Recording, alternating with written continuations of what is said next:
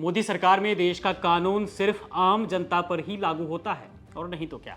रसूखदार और अरबपति उद्योगपतियों के लिए तो भारत की सीमाएं और नियम कायदे ही बदल जाते हैं। मुंबई इंटरनेशनल एयरपोर्ट के ड्यूटी फ्री स्टोर से जो सनसनीखेज सच सामने आया है, उसने तो देश के कानून और व्यवस्था पर बहुत ही गंभीर सवाल खड़े कर दिए हैं।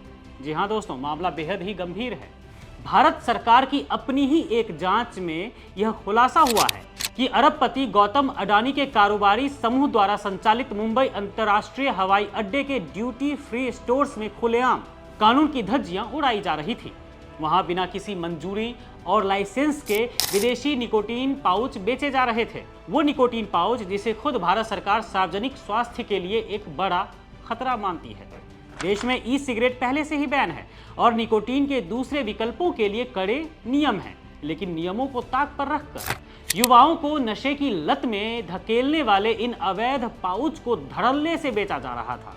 और चौंकाने वाली बात तो यह है कि जब ड्रग्स विभाग ने शिकायत मिलने पर छापेमारी की और इस अवैध धंधे को पकड़ा, तो अडानी समूह ने अपनी गलती मानने के बजाय अजीबोगरीब तर्क देना शुरू कर दिया।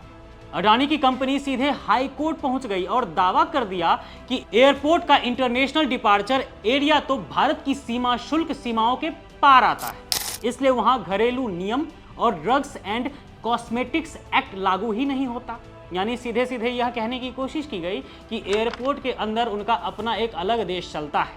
इस बात पर भारतीय दवा निर्माता कंपनियां सिप्ला और ग्लेन मार्क फार्मास्यूटिकल में जनरल काउंसिल रह चुके मुरली नीलकांतन ने कहा है, अगर स्टोर में किसी की हत्या हो जाती है तो क्या भारतीय पुलिस के पास गिरफ्तार करने की शक्तियां नहीं होंगी?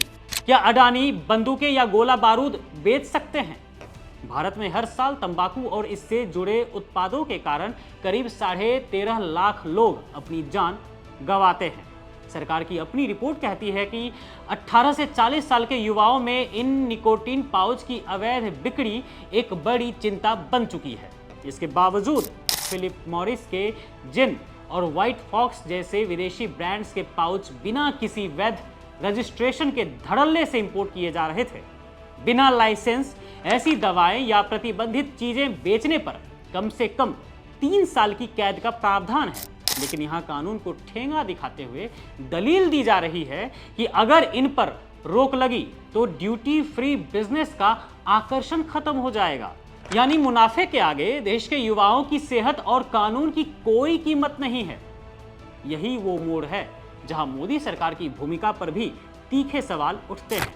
देश में छोटे मोटे दुकानदारों पर जरा सी चूक के लिए कानूनी डंडा और बुलडोजर चलाने वाला प्रशासन अडानी समूह की इस खुली मनमानी पर सुस्त क्यों पड़ जाता है?